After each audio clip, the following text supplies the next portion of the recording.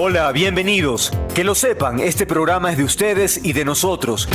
De los que quieren escuchar y ver, opinar y reflexionar. Queremos que se informen, se emocionen, se molesten, aplaudan, da igual. Pero sientan. Porque aquí se respira libertad y no somos infalibles. Es un encuentro con el periodismo independiente, que anhela el bien común, que no se casa con Chana ni Juana. Perseguimos la verdad y buscamos pautas, sí, porque también comemos y no nos condiciona. Criticamos al poder más allá de la ideología, porque no hacemos publicidad ni propaganda, salvo publientrevistas. Aquí la ética no se negocia, se habla fuerte y claro. Y recuerden, a esta hora, la del Mono López, hay muchos programas en el dial, pero como este, para bien o para mal, ninguno. Prepárese. El programa de hoy presenta entrevistas que hicieron noticia esta semana. Declaraciones, análisis de los temas más actuales, aquellos incluso que siguen en desarrollo. Material necesario para comprender lo que ocurre en el país y el mundo.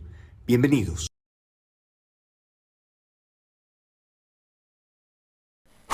Bien, 17:16. Estamos ya con nuestro primer invitado. Por favor, entonces, que pase. Ahí lo tenemos en pantalla. A los años, don Paco Moncayo, caramba. Déjese ver, oiga, usted anda hecho el esquivo siempre. Hola Andrés, ¿cómo está? Qué Todo. gusto verle, qué culpa tengo que ya no me invita. ¿Cómo? Entonces, no me reclame a mí. Usted Ya, no ya me- voy a poner orden, ya voy a poner orden aquí al productor. ¿Qué pasa? ¿Cómo es Pues es un posible? gusto verle, un gusto saludarle, mandarle a la distancia un abrazo y por supuesto saludar a la gran audiencia de este gran medio de comunicación. Muchas gracias, muchas gracias. Don Paco Moncayo, exalcalde de Quito. Bueno, lo hemos invitado porque nos interesa su opinión, evidentemente por la experiencia que usted tiene, a propósito de la situación actual del centro de la capital de la República, en donde vemos edificios patrimoniales en franco deterioro, en donde hay acumulación de comerciantes, en donde hay una suerte de caos, donde la limpieza no es, digamos, la virtud más destacada. En definitiva, es una situación que debería preocuparnos a todos quienes habitamos la capital, porque además hablamos del centro histórico más importante o supuestamente mejor cuidado de la región. ¿Cómo es posible que esté ahora en estas condiciones, Paco? Bienvenido. La verdad, apreciado Andrés, que cuando yo salí de la alcaldía, el centro histórico de Quito era el mejor cuidado del mundo. La UNESCO nos puso de ejemplo de cómo gestionar el patrimonio cultural para el mundo. Recibimos una condecoración de la UNESCO el 2004, o sea, cuando estaba terminando mi primer periodo en ese sentido. Lastimosamente, todo el esfuerzo que se hizo se lo ha echado a perder, a mi juicio, por populismo y por demagogia, porque construimos 13 centros comerciales para que ingresen los comerciantes que estaban en las calles, pero con la condición de que se controle ventas en la calle, porque si no, ¿quién va a entrar a los centros comerciales? Bueno, una de las primeras acciones del alcalde que fue elegido después de mi segundo mandato fue entregar carnets de comerciantes ambulantes a decenas de personas para que puedan vender en las calles. Hoy se ha dado autorización ya para que vendan con carpas en las calles peatonales. Por otro lado, se hizo un enorme esfuerzo para recuperar la infraestructura patrimonial arquitectónica. El programa, acuérdese usted, Pon a Punto Tu Casa, con préstamos del propio municipio, con participación de la Junta de Andalucía, se recuperó una enorme cantidad de casas que eran bodegas, prostíbulos, en fin, y se convirtieron en departamentos. Ahora están abandonados. Eso no tiene perdón, porque tanto costo que le significó a la ciudad, no a mí, no a nadie, sino a la ciudad, ha dejado desperdiciarse. Le digo lo peor, Andrés. Cuando yo llegué a la alcaldía, Quito era destino de una noche. O sea, los turistas venían aquí una noche para irse a Galápagos, para irse a la Amazonía. Cuando yo salí era de 3 noches. Es el mejor negocio para Quito. El turismo genera una gran cantidad de empleo. Todo eso se ha perdido. Porque además se une a todo esto el problema de la delincuencia, pues, Paco. Entonces hay inseguridad, la gente no, el turista pues no le resulta agradable frente a esta situación, ¿no? Claro, mire, en Nueva York un alcalde hizo un, digamos, un experimento. Ya. Y de allí nació la teoría de las ventanas rotas. En un sector dejaron un carro abandonado, eh, grafitearon intencionalmente las paredes, en fin. Después de eso, se observó que esa área se volvió un área roja. Entonces, esa era la teoría de las ventanas rotas, donde usted ve desorden, suciedad, graffiti, ventanas rotas, allí va la inseguridad, se vuelve inseguro ese sector. Se convierten en refugios de los criminales y de los delincuentes de sus edificios. ¿Cómo es posible? Porque no solo es el centro histórico, Andrés, es el centro histórico tradicional, pero también es el centro hasta la Mariscal.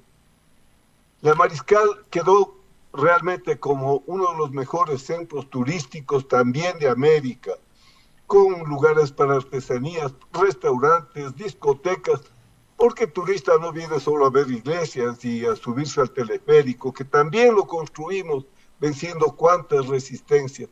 En fin, vaya usted a la Mariscal, un desastre, vea usted el hipercentro, o sea, la parte que une a la Mariscal, podemos decir, con San Blas. Abandonado, sucio, edificios, guaridas. ¿Por qué hemos perdido lo que ya se ganó con tanto esfuerzo? Esta no es una defensa de mi gestión, yo ya no estoy para esas cosas, pero sí me avergüenza, me apena, me duele ver que la ciudad está como está, en abandono. No se duelen por ella, no la quieren. Ahora bien, hay un dato que realmente sí resulta, como usted menciona, doloroso, cuando se dice que el 44% de los inmuebles patrimoniales tienen algún deterioro importante, porque es algo irreversible, es algo que es la historia misma. O sea, ¿cómo es posible que seamos tan ciegos o indolentes de perder algo que no vamos a poder recuperar? O sea, es increíble. Es que también es un buen negocio, apreciado Andrés. No hay que caer en la trampa, porque hay gentes que inclusive ocasionan el deterioro porque les es mejor negocio en este sitio construir un edificio de departamentos de 20 pisos. Igual que sé que ya van a desaparecer en la Plaza de Toros, que también es patrimonio, no patrimonio colonial, pero es patrimonio histórico de la ciudad, o sea, el negocio por encima del interés público. Hay muchos casos de estos en que se patrocina el olvido, se deja que se deteriore, se deja que se caiga para después decir, pero si no tenemos cómo recuperar, ¿por qué le seguimos tratando de patrimonio a este predio? Es una trampa.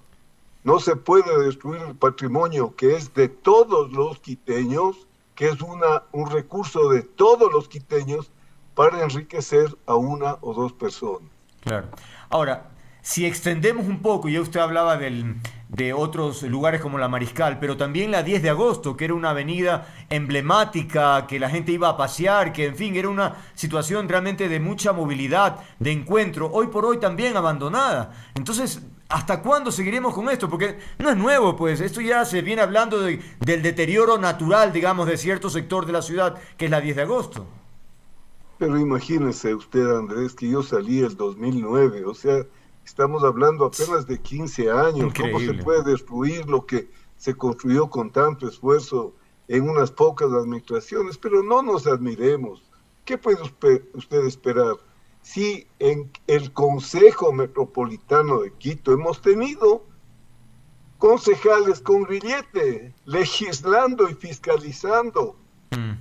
¿Cuándo, pues, usted pensar, ¿no?, en ese municipio donde estaba, diga usted, personajes como Sixto Durán, Pérez, Álvaro, el alcalde Roque Sevilla, que decir, el alcalde Paz, el propio Maguad? Oiga, no puede ser que la ciudad, y creo que es un mal mayor que eso, Andrés. Parece que Quito perdió su capitalidad. parece que Quito, mire, de todos esos candidatos a la presidencia no hubo un solo candidato quiteño. Increíble. No sé qué está pasando con esta ciudad. Algo extraño, ¿no es cierto? Es que por eso mismo, qué bueno que programas como el suyo tomen este tema para el debate, que los quiteños reaccionen. No se trata de un alcalde, de una persona. Hoy mismo que le revoca el mandato, no le dejan trabajar al alcalde, déjenle que trabaje. No podemos tener mejor que eso, pero ya pues sí, además estamos revocándole el mandato, creamos un estado de inestabilidad, de inquietud. Los concejales que si no son correístas, que si son correístas, discúlpeme, en mis 2 periodos nos sacamos las camisetas de los partidos y nos pusimos la camiseta de Quito. Eso es lo que hay que buscar que se haga de nuevo. Pero, Paco, la crítica también va justamente en el sentido de que el alcalde, aparentemente, no tendría tanto interés en una planificación de ciudad, sino en soportar el proyecto político al que pertenece, y entonces ha descuidado la ciudad. Y entonces dicen, bueno, no se trata tampoco de un cheque en blanco, pues si alguien llega con un plan y no lo cumple, ¿sabe qué? Gracias, vamos a buscar otra persona que se responsabilice, pues. Esa es una gran diferencia también, ¿no? Por ejemplo, a Rodrigo Paz o, por ejemplo, a cualquiera de los alcaldes que cité, a Álvaro Pérez, no les ponían caudillos para que cumplan un papel dentro de su plan de dominio del país. El alcalde de Quito, y yo lo puedo decir, era la segunda persona en importancia en el Ecuador. El alcalde de Quito pasaba a Carondelet no a hacer genuflexiones, sino a hablar de igual a igual con el presidente. Pero mire, el problema fundamental es que en el momento en que es el caudillo, con su 20% de votos seguros que tiene, el que le pone vos, te vas de alcalde ahora. Entonces, el que llega de alcalde puesto de esta manera, no porque sean sus votos, sino los votos del caudillo, tiene que llegar a ser un servidor del caudillo, y un alcalde tiene que ser servidor de la ciudad, no puede tener más jefe que la ciudad, no puede obedecer consignas politiqueras, caudillescas, porque entonces ahí están los resultados. Entonces, bueno, el panorama se ve sombrío entonces, porque, digamos que dura toda su administración el señor Muñoz o resulta removido, lo que fuese. Cualquiera de los dos escenarios realmente no aporta a que, pues, hayan pasos sólidos sobre la construcción de una ciudad en función del futuro inmediato. Mi invitación es esa.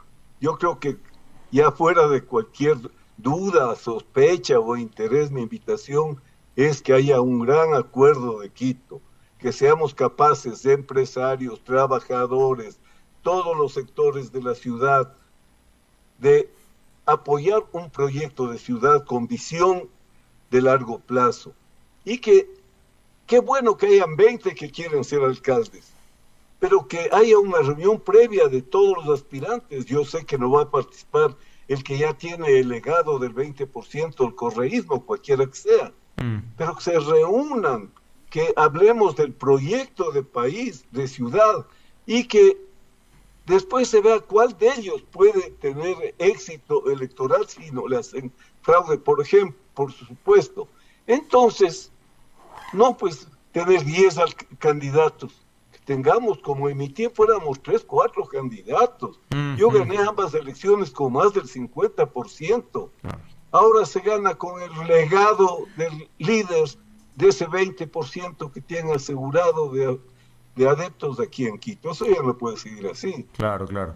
Y hay tantos temas, ¿no? Todo lo que son los valles, el crecimiento de la ciudad, realmente da angustia porque tiene unos problemas, Cumbayá tiene problemas de tránsito, de movilidad en general. Entonces, realmente son temas urgentes que parecen están algo postergados, ¿no? Sí, mire usted, por ejemplo, el plan de movilidad humano sustentable. Hicieron el trole, que era lo que no aconsejaba ningún experto, perdón, el metro. Ahí está el metro, no tiene ni siquiera plan de mantenimiento. Sí. Pero eran 2 túneles, yo alcancé a hacer el uno para Cumbayá, ahí está túnel, se ríen de ver túnel de ida y vuelta.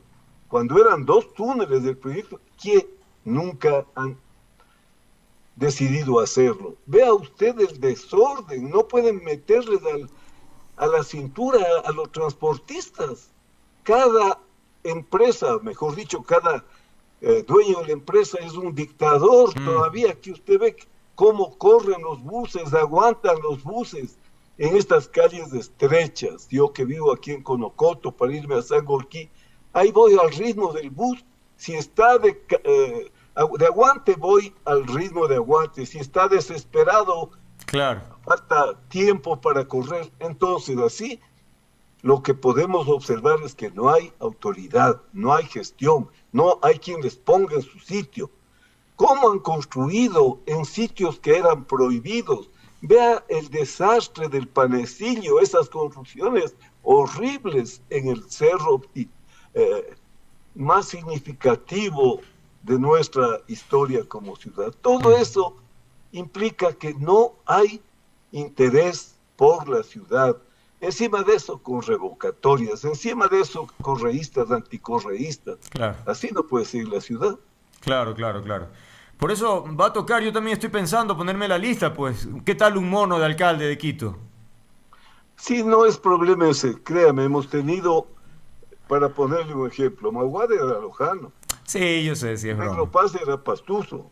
O sea, aquí en Quito, el que vive aquí, el que se asienta aquí, el que trabaja aquí, el que sueña en un futuro aquí, el que educa a sus hijos aquí es quiteño, no importa dónde que hayan nacido. Es correcto, No general. me Igual, importa a mí si, discúlpeme, si es un mono, si es un amazónico. Aquí hemos tenido alcaldes de muchas provincias que han servido con... El maestro Juanito era de Guano, al lado de Riobamba. O sea, no claro, es claro. un tema... Porque esta es la capital, pues aquí no podemos estar con regionalismos. Pero si usted viene acá, como es su caso, usted le quiere a Quito, pues no puede venir a estar en Quito, digamos, y ser indiferente. Claro, Cuando claro, usted claro. está entrevistando mismo, está dando una muestra de que a usted le está doliendo ver lo que pasa con nuestra Así ciudad. es. General, estamos ya cerrando la conversación. Una pregunta final y que no tiene nada que ver con lo que hemos conversado. ¿Cómo usted tiene alguna actividad física permanente en esta etapa? Bueno, mire, yo tengo mucha actividad, ahora mismo sigo siendo docente de la Academia Militar de Defensa Conjunta, soy director de la Academia Nacional de Historia Militar, hago ejercicio regular y sigo trabajando y sigo con proyectos. Eso es, creo, importante para envejecer con dignidad. Por supuesto, por eso es admirable la actitud, el esfuerzo, el trabajo intelectual y físico. Eso hace que finalmente la diferencia, ¿no? Hay personas de mi edad, por ejemplo, que yo observo que ya tienen una vida sedentaria. ¿Y por qué? No es nada que ver, al contrario, uno tiene que estar permanentemente en actividad. Por eso valoramos siempre su opinión. Paco, muchas gracias por haber estado aquí. Gracias, Andrés, por la invitación. Un fuerte abrazo. Un saludo a la audiencia. Igualmente, gracias. Ahí lo tienen a Paco Moncayo, ex alcalde de Quito, hablando sobre la situación realmente difícil, dura, dolorosa incluso, del estado de la capital, que efectivamente no es lo que era. En fin, ya seguiremos hablando. 17:33, tiempo de pausa.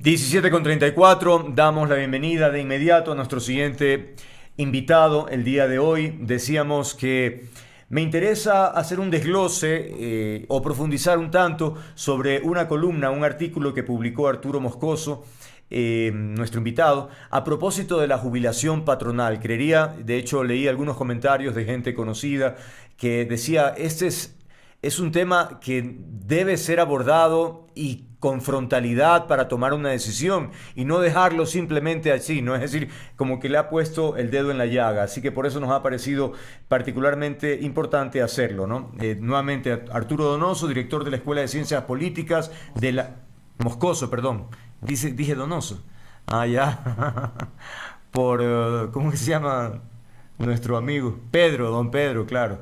Bueno, ya, disculpas por el lapsus. Ya, Arturo Moscoso, decíamos, director de la Escuela de Ciencias Políticas, para hablar de la jubilación patronal. Empecemos por lo más elemental, Arturo, es decir, tú haces alusión a propósito de por qué se instaura esta figura, cuál era el concepto y por qué se queda en el tiempo.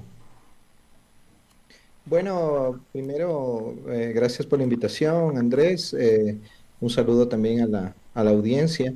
Em, Primero, bueno, hay un famoso profesor mío que era un abogado excelente, se llamaba Arturo Donoso, entonces Ah, capaz que eso te trae reminiscencias o algo por el estilo. ok, Pero muy bien. bueno, a ver, el tema de la jubilación patronal es un tema sensible y como se puede ver justamente el debate en redes, se piensa que lo que se propone cuando se habla de eliminarla es quitarles un beneficio a los trabajadores, que a la final no es tal, porque de acuerdo a datos que ha revelado el Ministerio del Trabajo, apenas un 2% de los trabajadores acceden a la famosa jubilación patronal. Es decir, que un Mm, 98% de los trabajadores se quedan sin ese horrible. beneficio, ¿no? Pero por el otro lado, y por eso sucede esto, ¿no es cierto?, genera un incentivo negativo en la medida de que se le impone al empleador, y aquí hay otra aclaración que hacer, porque muchos hablan de grandes empresas y de grandes negocios, y no es cierto, porque cualquier empleador, sea persona natural o jurídica, está obligado a pagar la jubilación patronal. Entonces, muchos de esos empleadores prefieren terminar la relación de trabajo antes de que se cumplan los años mínimos para una jubilación patronal a tener que pagarla, lo que implica una erogación de dineros hasta la muerte del jubilado e incluso un año después, ¿no? Por un tiempo que quién sabe cuánto tiempo, cuánto tomará, ¿no? De acuerdo. Y peor ahora, pues con las expectativas de vida que son mucho más altas que cuando esto se creó, que fue en los Oye, años 30 del siglo pasado, ¿no? una puntualización, ¿y esa jubilación patronal se calcula de manera similar a la jubilación del IES? No, tiene un cálculo especial. Diferente. Y eso es otra cosa interesante también, Andrés. Cuando se hizo la reforma con relación a la jubilación patronal, al artículo 216, se estableció un mínimo de pago que hace referencia al salario, al salario básico unificado, ¿no es cierto? Es Ujú, decir, este salario mínimo que le llamamos nosotros ahora, ¿ok? ujú. Y también hace referencia a un máximo que toma también como indicador el salario mínimo, el salario básico unificado. Sin embargo, la Corte Nacional, en estos fallos de triple reiteración que luego se convierten en jurisprudencia, toma tres fallos, dos de los cuales son de la misma jueza, lo que un poco rompe el tema de la jurisprudencia, porque la jurisprudencia debería ser pensada por varios jueces que coincidentalmente llegan a una misma conclusión. No, estos dos fallos de la misma jueza y uno de una jueza diferente, ¿no? Que Caramba. dicen que no, que si bien el límite a la baja es el salario mínimo unificado, salario básico unificado, el salario a la alza es el salario que haya recibido, la media del salario que haya recibido el trabajador en el último año, inventándose un salario Ujú, mínimo personal, una figura que no existe en una parte, ¿no? ok. Y entonces resulta que si, por ejemplo, con un cálculo como está estipulado en la regla, te sale una pensión, no sé, de 300 $400, por decir algo, no digo que esa vaya a ser la cifra, ¿no? Ujú, ujú. De pronto, con este nuevo cálculo que hace la Corte, te sale el triple, te salen 900, $1000. Y Caramba. eso, pagarte toda la vida. Y ojo, esto es importante, no estamos hablando de empresas grandes, que también, sino imagínate tú una empleada doméstica, por ejemplo. Una empleada doméstica que ha trabajado contigo toda la vida, que no quieres dejarle ir, pero le vas a tener que dejar ir en unos años complicados además, porque si no te tocaría pagarle, sin que trabaje para ti, un sueldo hasta que ella se muera, sin que tú además estés generando un ingreso por el trabajo que ella Claro. realiza. Evidentemente no quiero desvalorizar el trabajo que realizan las empleadas domésticas, por supuesto que no, pero no es un trabajo que genere un valor o una ganancia o una utilidad para quien emplea. No sé si me explico. Sí, y además genera esta imagen o esta figura de que la experiencia o la antigüedad ya resulta absolutamente obsoleto, ¿no? Claro, gente con experiencia que está quizá en el mejor momento productivo de su vida, ¿no es cierto? Es lamentablemente despedida eh, en un momento en que ya conseguir trabajo es complicado a esa edad. ¿Cuántos casos hay de ese tema? Uno basta meterse en LinkedIn para ver, ¿no es cierto?, la cantidad de personas que busca trabajo en una edad complicada en la que ya es mucho más difícil conseguir. Entonces, un incentivo que lo que genera es que los empleadores despidan o se deshagan de sus trabajadores antes de que cumplan los años mínimos, ¿no? En lugar de trabajar una verdadera institución que es la de la jubilación, que es la seguridad social, para fortalecerla, ¿no? En eso debería irse más el interés de la gente que conservar una institución que a todas luces es más un daño que un beneficio, ¿no? Digamos que ese proyecto empieza a cuajar. ¿Cuál sería el mecanismo? ¿Eso es una decisión exclusiva del gobierno? ¿Tiene que pasar por la asamblea? No sé, hay que derogar, reformar. ¿Qué habría que hacer? Es un trabajo complicado Ah, porque sí. aquí viene justamente el tema de la Corte Constitucional que podría decir. Ajá. En el análisis, ¿no es cierto?, puede entenderse que la pérdida de la jubilación patronal podría ser una regresión Agresión de de derechos. derechos, pero la Corte Constitucional, ¿no? Debería analizar desde el sentido de que qué es más importante, proteger el derecho al trabajo de estas personas que probablemente se queden sin su trabajo si es que la jubilación se mantiene, o mantener este supuesto beneficio, ¿no? Yo creo que la Corte debería hacer un análisis en ese sentido, pero evidentemente, sea el camino que se tome para eliminar o reformar esto, terminará pasando de cajón por manos de la Corte Constitucional. Y ojalá la Corte Constitucional esté a la altura para entender que este beneficio no es en realidad un beneficio, sino más bien una espada de Damocles que pende sobre todos los trabajadores en el Ecuador. Ok, pero la Corte no actuaría de oficio. Alguien tiene que presentar esa iniciativa. Claro, por supuesto, es que eso ya está cantado, Andrés, porque si tú ves, ¿no es cierto?, todos los comentarios que se han suscitado alrededor de este debate, ¿no? Mm. Hay muchísimas personas que desde el dogma, ¿no? Desde lo obtuso de sus ideologías ya caducas, ¿no? Se ponen a defender esa institución solo porque es de los trabajadores, ¿no? Mm, mm. Como esos caballos que les ponen aquí Claro. los visores para que no vean la realidad y Mm. entonces van hacia adelante y así como no emprenden a ver la realidad, ¿no? Entonces estamos hablando de que apenas el 2% de los trabajadores en el Ecuador se beneficia de esto. No tiene sentido mantenerla. Pero claro, dicen, no, es regresión de derechos. Que no sé qué. Entonces, obviamente alguien en algún momento va a demandar la inconstitucionalidad si es que esto se llegara a aprobar de alguna forma su eliminación o reforma, ¿no? Y ahí pues la Corte deberá tomar cartas en el asunto. Pero la To- Corte no puede funcionar por iniciativa propia, ¿no? Tiene que entrar en funcionamiento con una acción. Entonces, la Corte efectivamente tendría un rol protagónico en este tema, pero como tú mencionas, los sindicatos. Y vaya que esa es una área complicada, ¿no? Cuando yo entrevisto a muchos de los dirigentes, ellos mantienen el discurso de hace no sé cuántos miles de años, es decir, no hay una suerte de evolución, de apertura para debatir cosas como el trabajo por horas, por ejemplo. Se cierran, como tú decías hace un momento, así como hacen con los caballos, es una cosa complicadísima. Se los he dicho a ellos, pero no hay cómo, no hay forma. Entonces, ahí se enfrentaría, Ecuador enfrentaría una problemática más, convencer y que no haya movilizaciones y protestas por ese tema. Sí, eso es complicado porque los sindicatos, yo justamente estaba analizando el tema. ¿Qué hacen los sindicatos? ¿Dónde están los sindicatos en el Mm, Ecuador?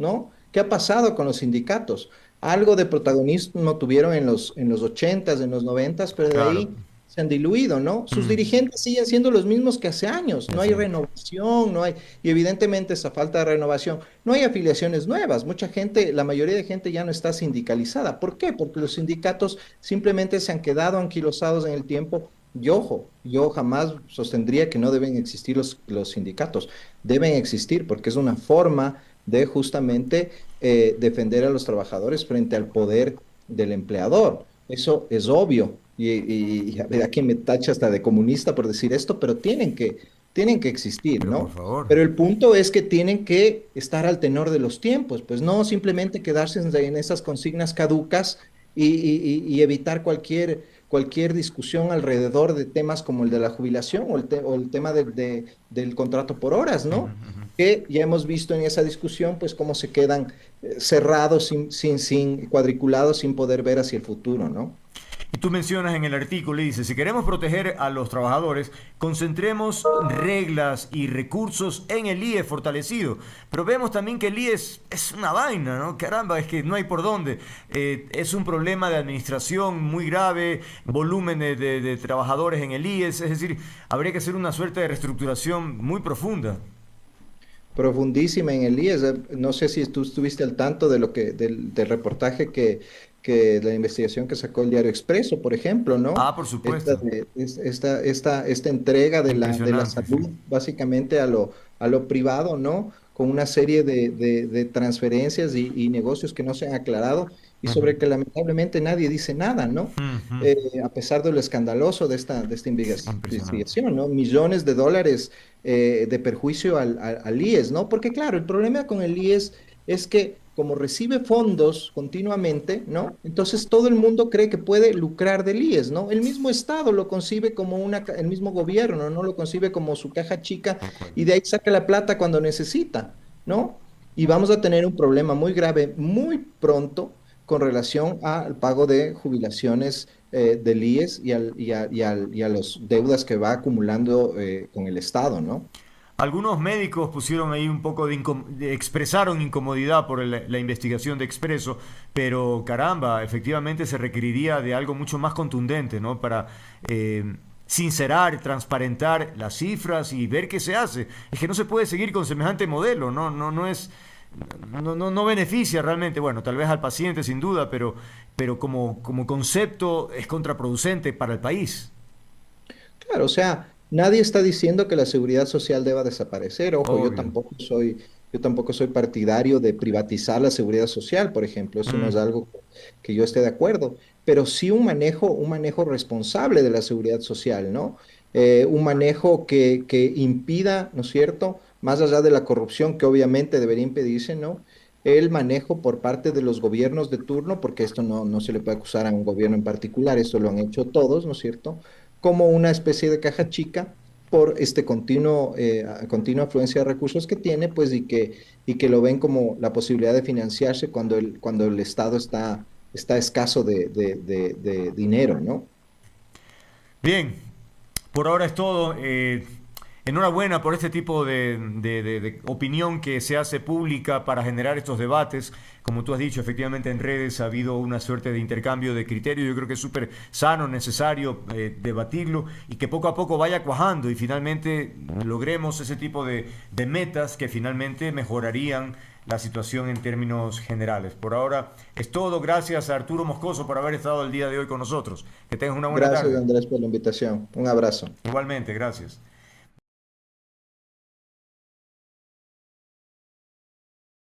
Bien, vamos a dar inicio a nuestra agenda informativa. Tenemos ya a nuestro invitado, sí, ahí lo vemos en pantalla, a Pedro Palacios, exalcalde de Cuenca, quien ha estado en redes en estos días a propósito de una intervención hablando sobre algunos cuestionamientos, haciendo reflexiones de sentido común en realidad, porque cuando uno escucha la reflexión de los valores, por ejemplo, dice, ¿y cómo así, no? Bueno, a qué me refiero? Lo cierto es que hizo referencia a la situación administrativa de la entidad Farmasol y a un contrato entre el Cabildo de Cuenca, esta empresa es del municipio, y el gobierno provincial del Guayas, ¿no? En una compra que, insisto, tiene algunos cosas peculiares. Quizás empecemos por allí porque ya hay una respuesta que quisiera comentarla luego, pero empecemos insistiendo sobre las preocupaciones que usted tenía. Bienvenido, Pedro.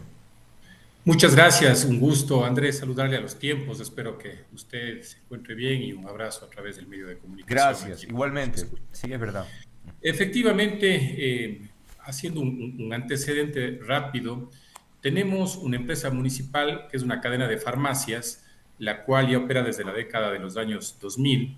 Y nuestra administración llegó a tener 54 sucursales, hoy por hoy tiene 45 nada más, y tiene una seria disminución de ventas en los últimos 2 años, 23 a 24, de 8%, y una pérdida constante en los últimos 2 años de cerca de $500,000 del resultado. Entonces, hago este antecedente, Andrés, para que la ciudadanía completa por qué primero me llama la atención que luego, buscando alguna alternativa de mejorar los números, se haya de alguna manera buscado tener un cliente tan importante como la prefectura de Guayas, donde efectivamente en una factura que yo he podido acceder, yo sé que va a ser difícil, pero bueno, para la constancia del caso, Farmasol, ajá.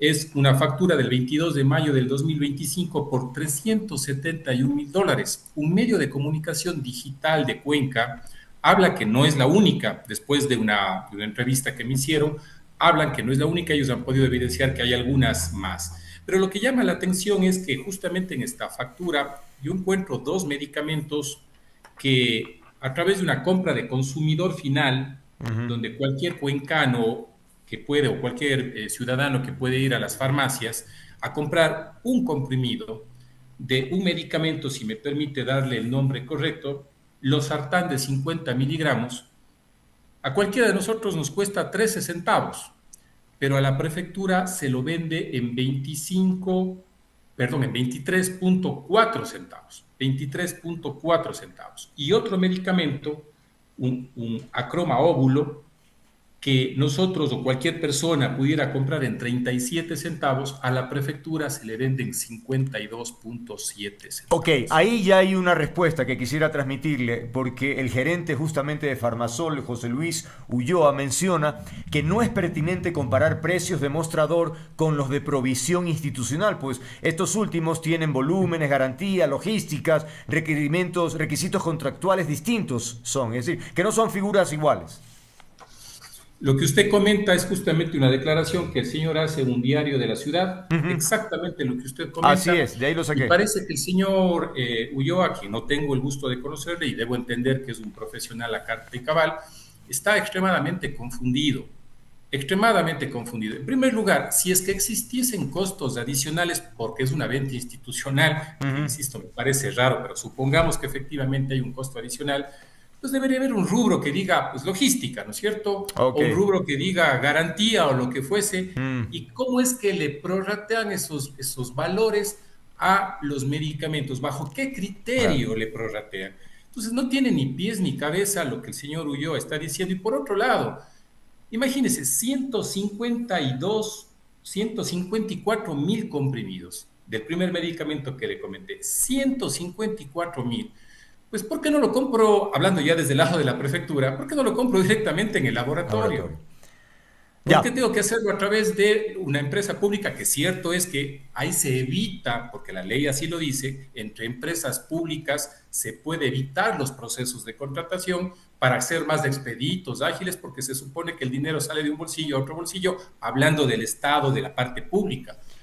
Pero aquí me parece que no tienen a sí mismo ni pies ni cabeza de que se compre a una cadena de farmacia que a su vez le compra a los laboratorios para tener un margen de ganancia, y obviamente acá, en lugar de comprar al laboratorio, a la cadena de farmacia. Entonces, vamos con lo que dice la prefectura. Vamos con lo que dice la prefectura. Por un lado dice que la compra de estos medicamentos se realizó bajo el régimen especial, es decir, lo que usted decía, con esta figura de 2 empresas públicas. Y 2, dice también que los precios de los medicamentos están regulados en un tarifario del Ministerio de Salud Pública.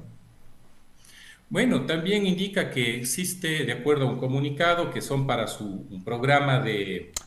destinado a convoys ciudadanos y de brigadas médicas. Entonces, yo lo que digo, el proyecto que tengan es problema de ellos. Claro. Y si es que dice que está regulado de acuerdo al Ministerio de Salud Pública, Entonces, aquí tenemos una ventana mucho más amplia, estimado Andrés, mucho más amplia, porque entonces significa que las compras públicas que se hacen a nivel nacional bajo un tarifario están con un extra costo, con un extra precio. Están pagando los ecuatorianos, estamos pagando a través de los centros de salud, ministerios, etcétera, compras a valores exorbitantes.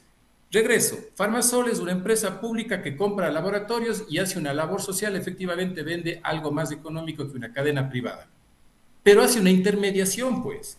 ¿Acaso no cualquier empresa pública, llámese Farmasol, o cualquier, en este caso, ministerios de salud pública, IES, ¿acaso le van a comprar a una farmacia? No, pues le compran directamente a los laboratorios. Ok. Ahora, otro elemento a considerar.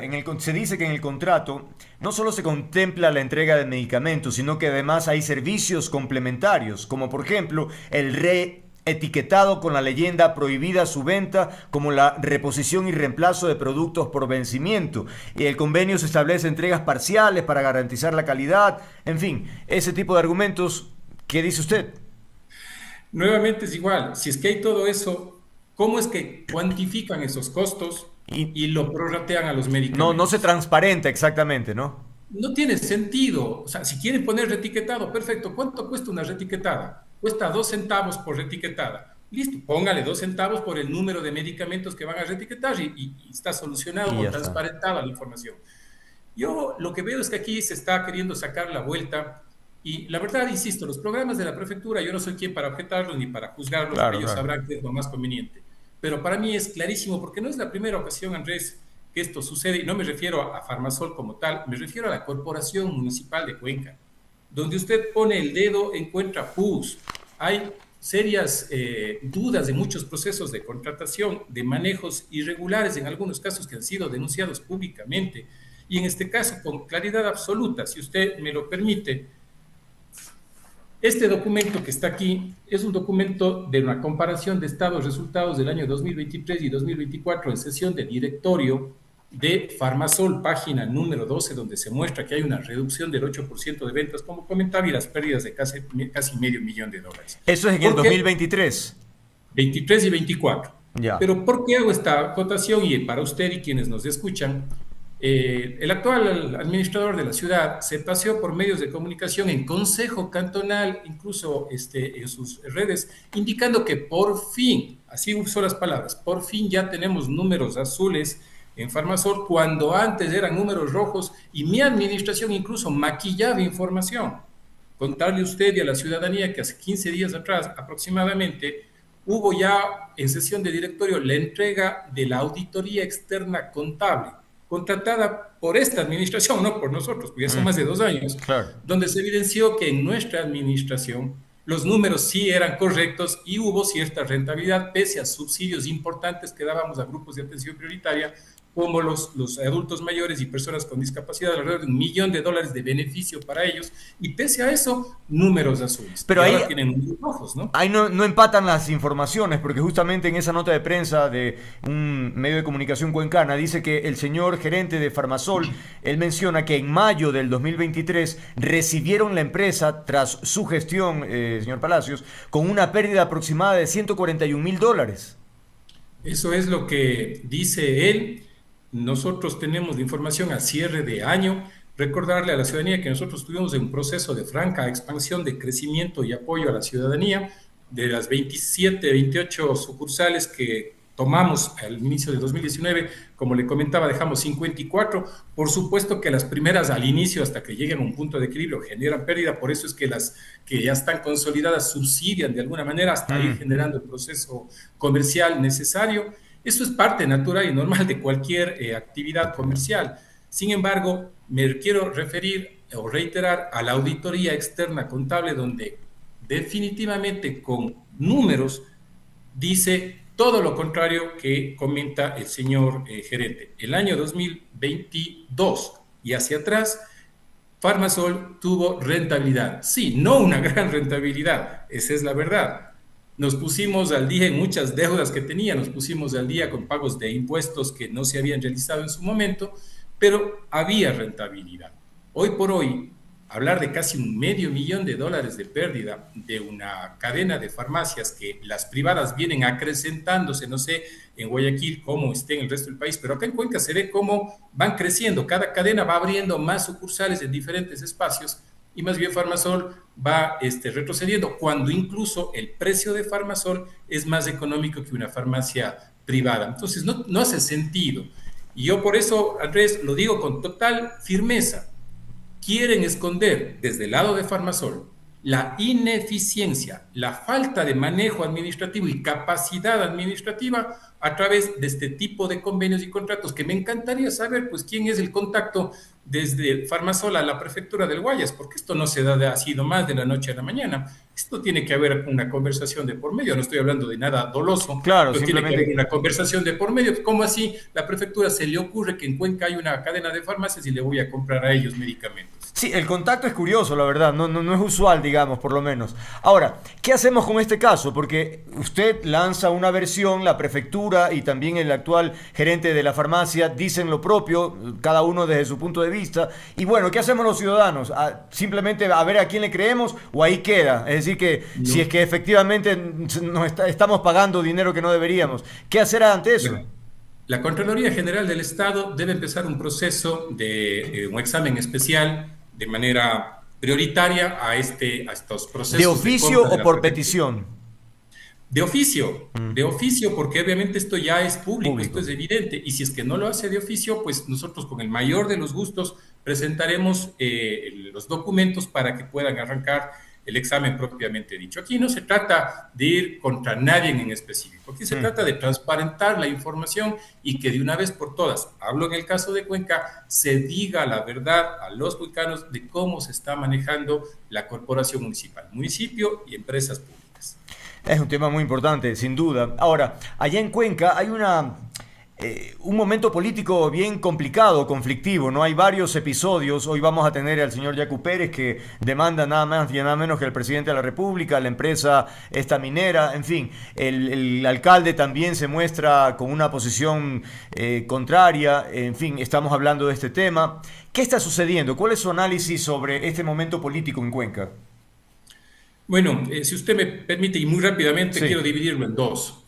Desafortunadamente, algunos actores políticos quieren aprovecharse de una lucha de muchísimos años para querer capitalizar algo de popularidad o recuperar algo de credibilidad o popularidad que desafortunadamente para ellos ha estado en los suelos.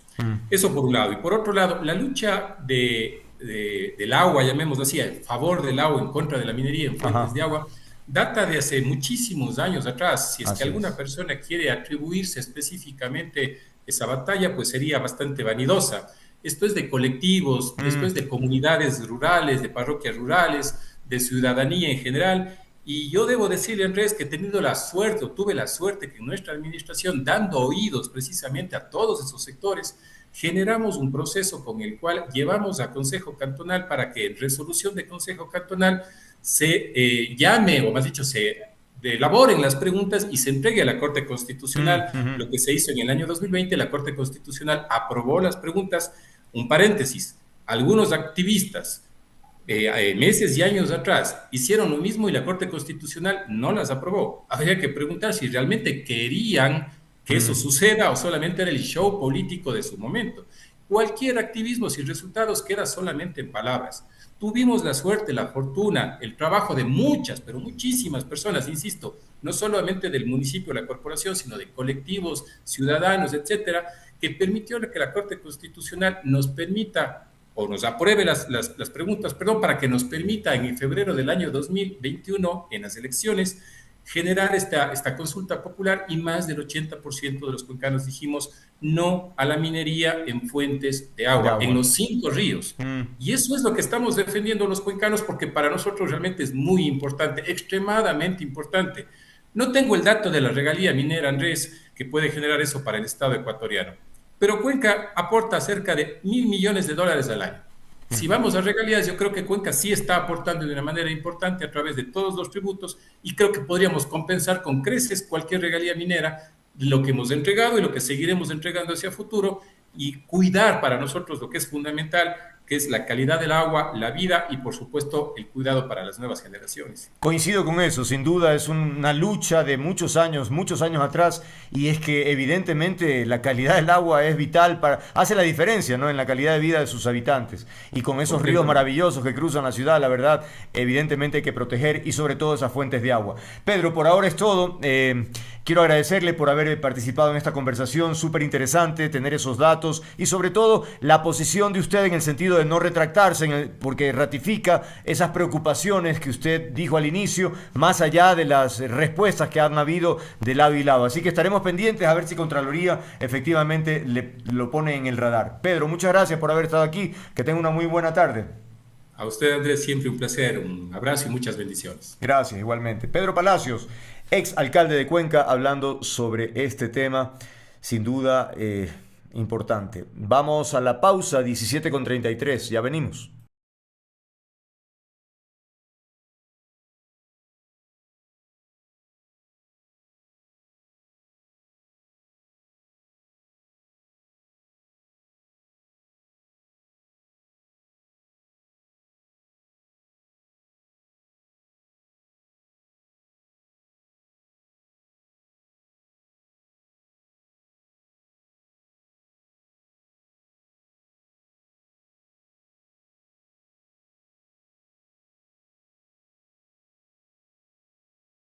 (17:52), vamos de inmediato.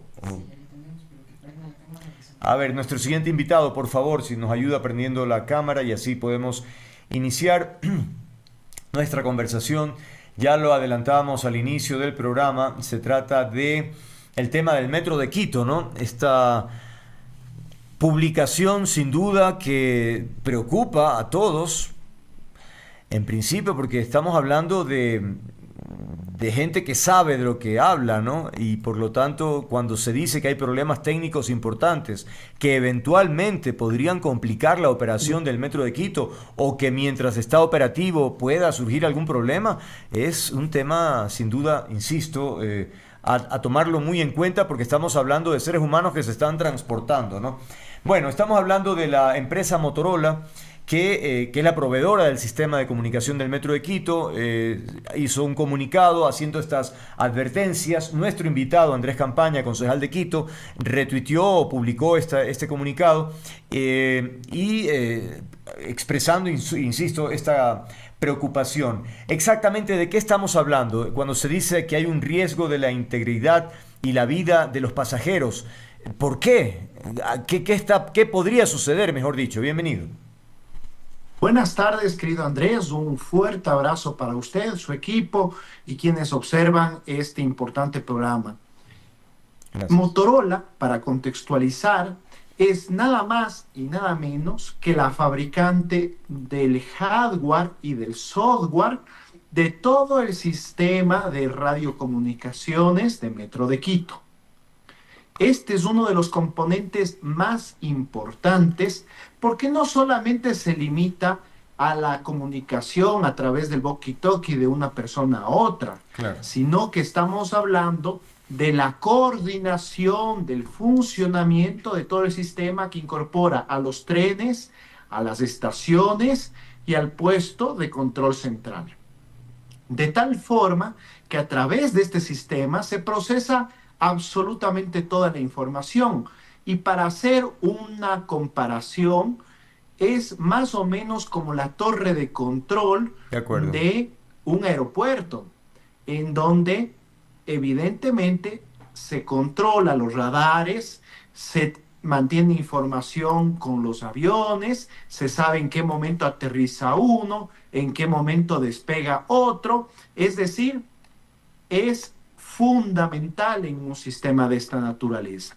Y resulta que el fabricante del sistema de radiocomunicaciones del Metro de Quito, el 10 de junio, emite una comunicación al alcalde Muñoz, a el gerente del Metro de Quito y al gerente de la operadora de Medellín, Transdev, advirtiendo que el sistema está desactualizado, que Ellos trabajaron hasta el 31 de diciembre del 2024 como subcontratista de la empresa constructora Acciona y que a partir del 1 de enero el sistema no ha recibido mantenimiento alguno ni cuenta tampoco con soporte técnico.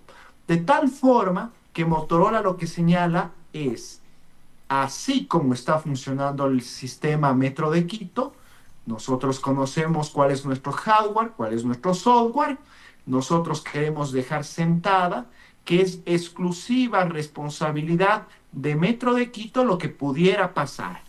Okay. Nosotros como Motorola advertimos que un sistema sin mantenimiento, sin soporte técnico, sin actualizaciones, en cualquier momento puede generar interrupciones, como de hecho frecuentemente suele haber en el Metro de Quito, puede determinar la suspensión total del sistema de Metro de Quito, o más grave aún, y lo más importante, que la vida, la integridad de los pasajeros de Metro de Quito está expuesto a altos riesgos. Ya. Estas son las advertencias de Motorola.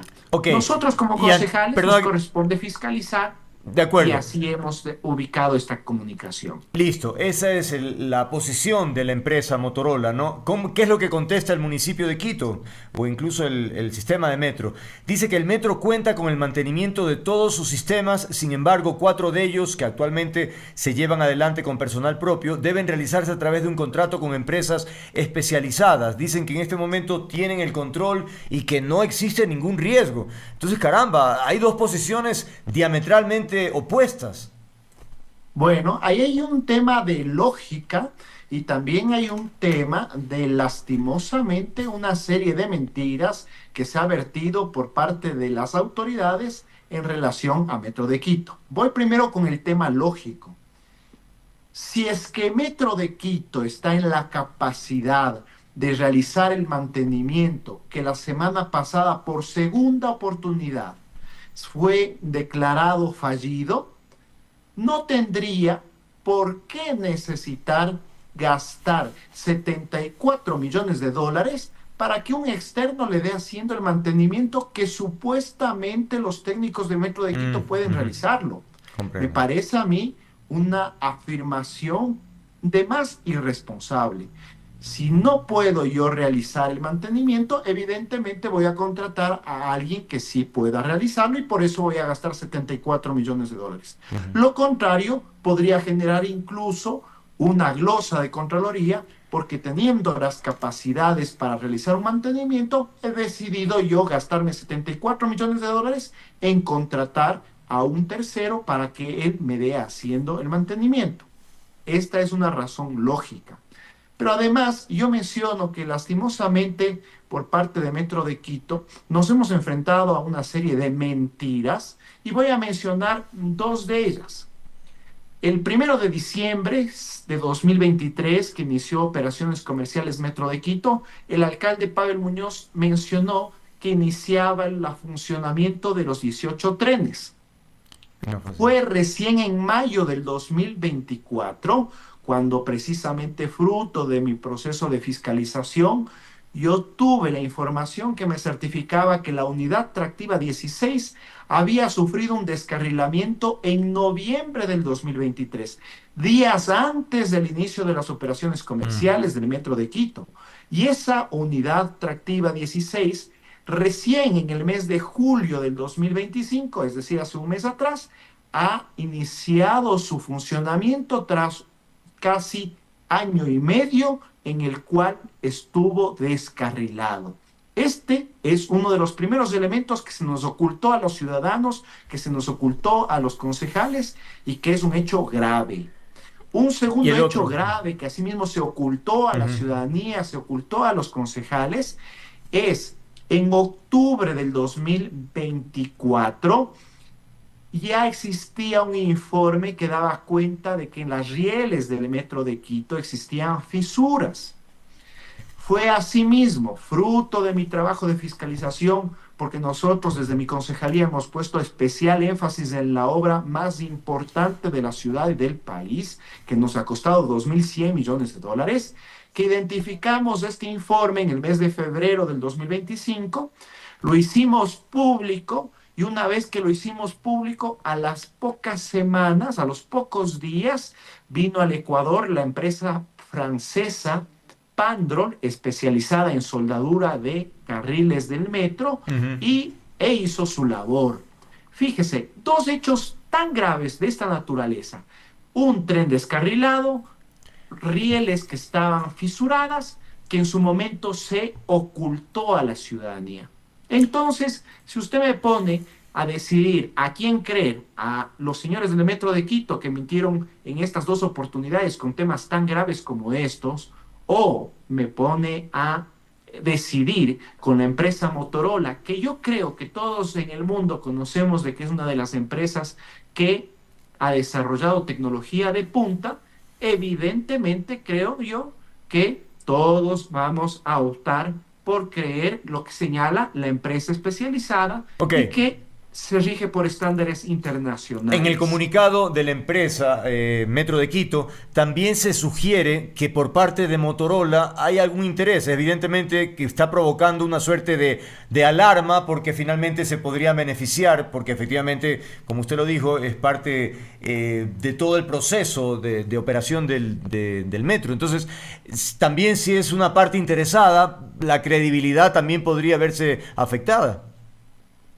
Parcialmente, no me corresponde a mí dar ninguna justificación por parte de Motorola. Evidentemente, Motorola tendrá que pronunciarse sobre este punto. Sin embargo, lo que yo sí quiero mencionar es que Motorola no tiene contrato directo ni ha tenido contrato directo con Metro de Quito. Motorola es una empresa subcontratada por Acciona, que fue la empresa constructora.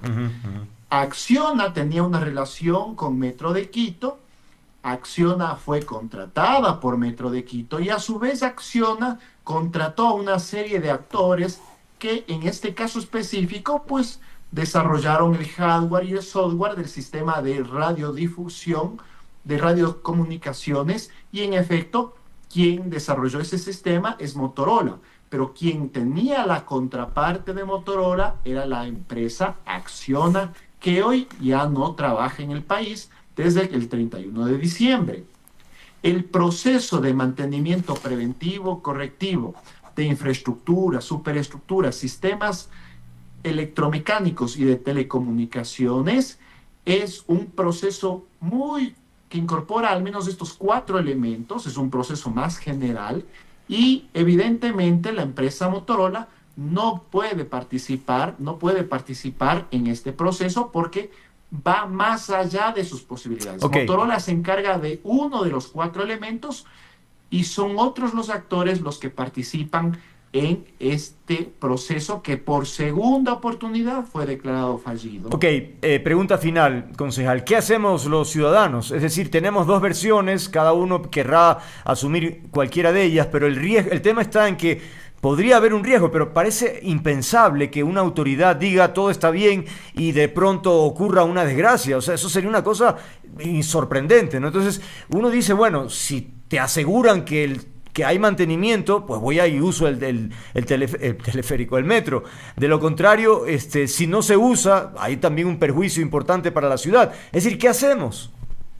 En mi caso, como ciudadano y como concejal, como representante de la ciudadanía, lo que hemos hecho es primero investigar, fiscalizar en qué estado se encuentra realmente el Metro de Quito. En ese contexto, nosotros hemos encontrado esta información, la hemos hecho pública para que la ciudadanía conozca, porque si el día de mañana, en el caso hipotético que no deseamos y que no queremos y que ojalá nunca pase, de que se diera alguna circunstancia en el Metro de Quito, como suele suceder muchas veces, todo el mundo se va a lavar las manos y nadie va a asumir las responsabilidades. Entonces, es importante dejar en claro quiénes son los responsables para que los responsables, liderados por Pavel Muñoz, tomen las cartas sobre el asunto y resuelvan de forma inmediata este problema. Okay. A mí me parece, por ejemplo, inaudito que el día de ayer el gerente de Metro de Quito haya señalado que si todo sale bien en esta tercera oportunidad, es decir, si contamos con la gracia de Dios, en marzo del 2026 contaremos con el principal contrato de mantenimiento preventivo correctivo. Eso significa que el Metro de Quito durante 2 años, 4 meses, habrá funcionado sin mantenimiento preventivo correctivo. Y dicho sea de paso, también quiero dejar sentado en este medio de comunicación de que estoy seguro de que así como se elevó el precio entre el primer intento y el segundo intento, va a volver a pasar lo mismo con el tercer intento, porque la primera oportunidad que se lanzó el año pasado a licitación era un contrato de $55 millones por 1.800 días, y ahora se pretendía pagar $74 millones por 1.500 días. Más recursos por menos tiempo. Okay. Y hay una lógica también ahí medianamente cierta que dice Metro de Quito, y es verdad.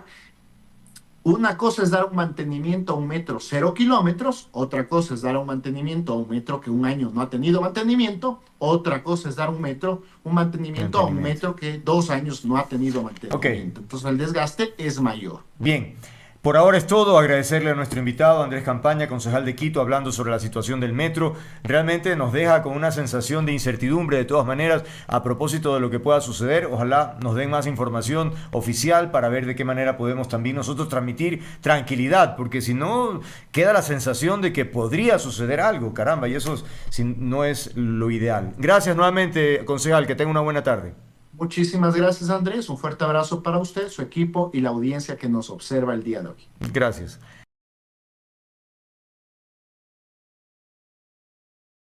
(18:07), vamos de inmediato para nuestra siguiente entrevista.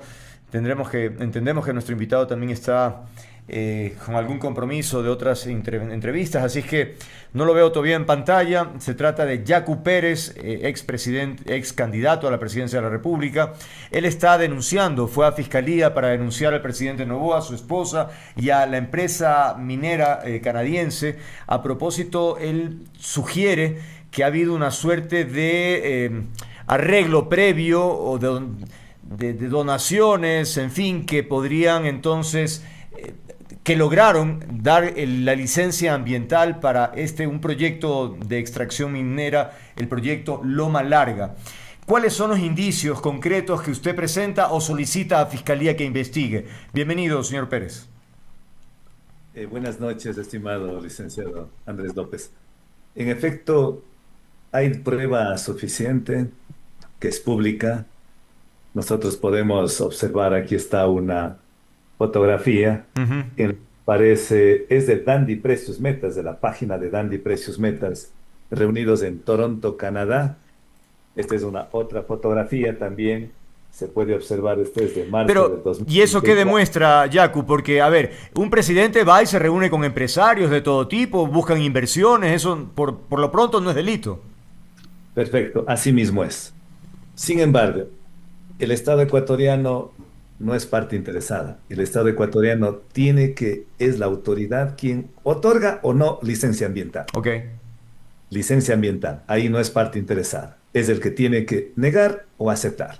Pero supongamos que el presidente haya sido angelito, no, estamos muy suspicaz, está especulando mucho, que se ha reunido por otros temas, pese a que la Dundee Precious Metals se reunió en Toronto, Canadá, en la Feria Mundial. Que es una fotografía, una entre tantas. Es más, esta es en la cuenta de Instagram de la primera dama de la nación. Sí. ¿Y qué dice en esta fotografía? Gracias a la empresa privada, gracias a Dundee Precious Metals por los donativos realizados para el programa ANA. O sea, ella recibió donativos, en términos económicos financieros, de la empresa Dundee Precious Metals para su programa ANA. Eso está tipificado y sancionado en el artículo 285 como tráfico de influencias, que es recibir donaciones para dar favores. ¿Cuál es el favor? La licencia ambiental, pues. licencia ambiental que el Ministerio del Ambiente entrega a Dundee Precious Metals, atropellando 2 consultas populares, Girón y Cuenca, atropellando 4 informes técnicos, la una de etapa y 3 internacionales, desacatando, sobre todo, desacatando la sentencia de la Corte de Justicia de Cuenca y la sentencia de la Corte Constitucional. ¿Qué dicen las sentencias? Dice que no puede dar un paso más, licencia ambiental, sin haber cumplido con el informe técnico científico del valor de Quimsacocha, el informe técnico entre etapa y el mate sobre la prelación del agua de Quimsacocha. Ahí hay 11 micro cuencas hidrográficas, de ahí nace el agua que va hacia el Pacífico, hacia el Guayas, hacia Manabí, pero también hacia el océano, hacia la Amazonía. Y sobre todo dice que debe hacerse consulta previa, libre, informada y consulta ambiental. Ninguno de esas 3 medidas de reparación que ordena la Corte cumple, y sin embargo el Ministerio del Ambiente entrega la licencia ambiental. Claro, entonces configurándose en otro delito, porque aquí hay concurso de delitos, en el delito de cohecho. Recuerde usted, solo concluye esta idea.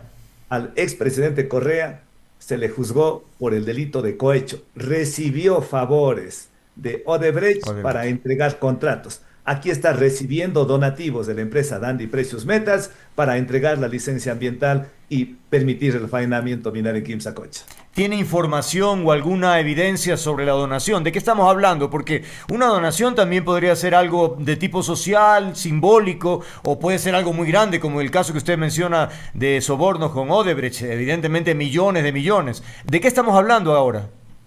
No tenemos el dato exacto, por eso hemos pedido como acto urgente a Fiscalía, para que pida a Dundee Precious Metals a ver cuánto hizo la donación, y eso tiene que estar en el Servicio de Rentas Internas, tiene que estar en el Ministerio de Inclusión Social, a la Fundación ANA, que es de la esposa del presidente de la República.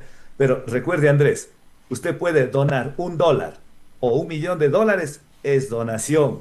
El Código Orgánico Integral Penal no dice recibirá centavos, dólares o millones. Simplemente dice, a cambio de recibir favores, se reciproca con otros favores. Eso es cohecho, eso es tráfico de influencias, eso es conflicto de intereses, y eso es responsabilidad penal de una persona jurídica, en este caso Dundee Precious Metals, que si hay justicia en el país y luego de la investigación que haga Fiscalía, con la colaboración obviamente que nosotros vamos a aportar, pues esa empresa tiene que ser cerrada en el Ecuador. Algo similar, porque esta empresa no es ninguna angelita.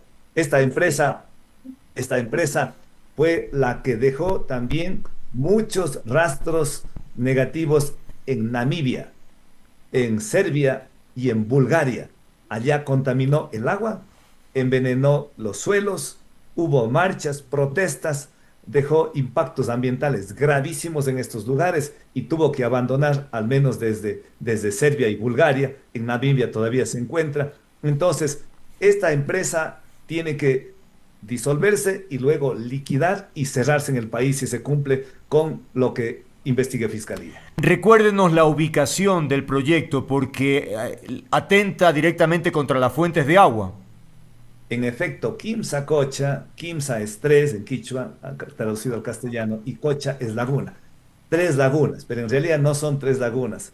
Hay más de una decena de lagunas, pero de ahí nacen 3 grandes ríos. El Rilcay Jubones, que se va a Machala, Pasaje, Puerto Bolívar, Pacífico, y los ríos Tarqui y Anuncay, antes los ríos Portete, Irquis, que pasan 2 de los 4 ríos. Cuenca se llama la ciudad de los 4 ríos. Santana de los 4 ríos de Cuenca. Pero hay 2 de los 4 ríos pasa por Cuenca, y de ahí tomamos el 40% de agua, los cuencanos tomamos de Quimsacocha. Y de ahí también una parte se va hacia el Pacífico, o sea, ahí también va a contaminar plantaciones de banano, plantaciones de café, de cacao, de cítricos y todo. O sea, téngalo presente, en Quimsacocha se pretende hacer actividad minera. ¿Y qué dicen los informes técnicos científicos? Dice que van a sacar 14.5 millones de toneladas de material, y de eso va a quedar 5.5 millones de toneladas de arsénico, plomo, mercurio, cadmio, zinc, entre otros metales pesados.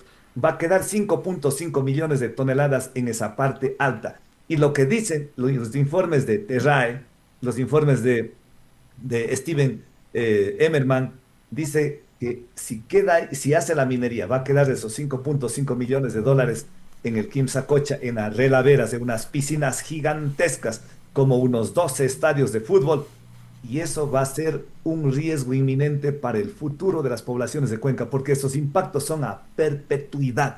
Okay. Y sumado a ello, pues, téngalo presente, Quimsacocha es un lugar donde nace el agua. Quimsacocha está el oro, pero sobre todo es una mina de arsénico. Y el arsénico es la materia prima para el racomín. Y el racomín es el veneno para los roedores. A cambio de esta licencia ambiental que da el gobierno a la Dundee Precious Metal, ¿sabe cuánto se le da de garantía? $1.500.000. La pregunta es, los Quimsacocha, los 3 ríos que nacen ahí, las 11 microcuencas hidrográficas, el agua, la salud de los cuencanos, ¿vale $1.500.000? Eso es lo que reclamamos, y por eso esta batalla que lo vamos a ganar, lo hemos iniciado en la Corte Constitucional, que ganamos, en la Corte de Justicia de Cuenca, que lo ganamos, ahora está presentado en el CER, en la OIT y en la CIDH, que lo vamos a ganar con seguridad, y el día de ayer lo presentamos también ante la Fiscalía General del Estado, para que también se investigue, porque no es que nosotros decimos ya, investíguelo. Claro, sí, de acuerdo. Ahora bien, parecería que este tema, porque hace un momento en este mismo programa entrevistaba a Pedro Palacios, el exalcalde de Cuenca, y también hemos visto la posición del alcalde actual de la ciudad, y todos van en la línea de la defensa de las fuentes de agua, es decir, un tema de ciudad.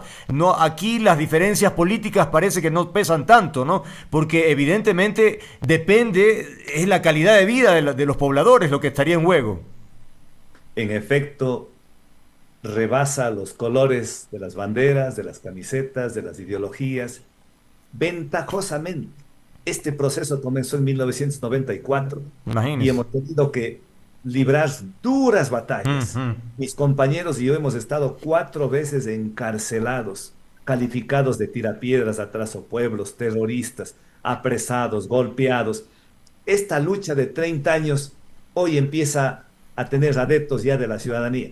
Y es del Colegio de Ingenieros Agropecuarios, de ingenieros civiles, de ingenieros eléctricos, de arquitectos, de médicos, de enfermeras. El Hospital Solca indica que si hay minería, el pueblo de Cuenca, y no solamente de Cuenca, porque alrededor de Cuenca vienen de varias provincias, van a ser contaminados con estas enfermedades cardiovasculares. Ahora, pero si ya se ha entregado la licencia ambiental, la empresa podría decir, bueno, yo tengo todo en regla, a mí me han aprobado, yo voy a operar. ¿Cómo está la situación ahorita? Mire, yo vengo ejerciendo el patrocinio jurídico y esa licencia tiene que ser revocada. Y si no es revocada... ¿Hasta tanto? Ya, pero mire, hasta tanto estamos pidiendo porque como se atropelló las decisiones de la justicia de Cuenca, el juez de instancia, porque esa sentencia, téngalo presente, que es inapelable, está ejecutoriada. Ejecutoriada quiere decir que ya no hay más recursos, impugnación. Eso tiene que ejecutarse. Y el juez de ejecución, el juez de origen, el juez de instancia, tiene en sus manos la posibilidad de decir, hemos pedido ya, 1, que declare la nulidad de esa licencia ambiental. 2, que inicie un proceso de destitución a la persona que otorgó la licencia ambiental. Eso lo prescribe el artículo 37 de la Ley Orgánica de Garantías Jurisdiccionales y Control Constitucional. Y también hemos pedido que pida copias certificadas y envíe a la Fiscalía para que inicie un proceso por desacato, tipificado y sancionado en el artículo 282 del COIP, que dice, cuando alguien desacata, incumple una legítima disposición, orden de autoridad competente, inicia un proceso penal. También se ha pedido, eso está ahí, eso estoy seguro que en el transcurso de esta semana se va a resolver. Pero paralelamente a eso, en abril del 2024 presentamos una denuncia ante la Comisión Interamericana de los Derechos Humanos y está presentada ya, está listo para ya todos los documentos para la admisión. ¿Y por qué? Por incumplimiento de las sentencias y por el incumplimiento a 2 consultas populares que se ganó ampliamente, abrumadoramente en Cuenca y en Girón. Ahora, hay algo que no me queda claro. En una nota que estoy leyendo aquí, dice que el Ministerio del Ambiente en su momento ordenó suspender el inicio de las actividades hasta que la empresa difunda el plan de manejo ambiental. Me pregunto, ¿hay un plan de manejo ambiental? ¿Se conoce? ¿Todavía no lo ha presentado? ¿En qué circunstancia está? el gobierno del presidente Noboa primero se pone los zapatos y después quiere ponerse las medias. Antes de expedir la licencia ambiental, tenía que difundir el plan de manejo. Antes de emitir la licencia ambiental, tenía que hacer consulta ambiental a todo Cuenca. Y no ha porque ocurrido. todo Cuenca va a ser afectada. Universidades, federación de barrios, colegios profesionales, las comunidades, absolutamente todas.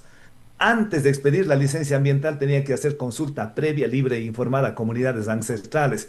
Y allá no se hizo consulta previa, se militarizó con más de 200 efectivos entre policías y militares. Y de acuerdo a lo que dispone el convenio 169 de la OIT, de acuerdo a lo que dispone el artículo 57, numeral 7 de la Constitución, y de acuerdo a la jurisprudencia de la Corte Interamericana y de la Corte Internacional de Justicia, tiene que cumplirse con protocolos, estándares internacionales para hacer la consulta previa, libre e informada. Tiene que ser libre, sin coacción, sin amenaza, sin fuerza, sin militares, sin militares, sin policías, pero eso no se ha hecho. Entonces, por eso se cae, porque se cae este proceso. Estamos seguros que vamos a ganar. Por esa razón, hemos convocado para el día 16 de septiembre una multitudinaria marcha en Cuenca. Y si pese a eso el gobierno no escucha, sigue con su sordera, el 23 de septiembre se da un levantamiento en Cuenca con cierre de vías, que no hay otra forma de entendernos, de diálogo con el gobierno. Ahora, pero aquí se puede contaminar el tema con un aspecto político, ¿no? Cuando hablamos de paralización, de la movilización, en fin, ¿cómo evitar? O sea, ¿cómo demostrar que efectivamente es un tema cívico de ciudad, que de los habitantes, no precisamente de un interés solamente político? Es que siempre lo hay, por supuesto. El interés político lo hay, pero de la política del agua, de la política ecológica, de la política ambiental.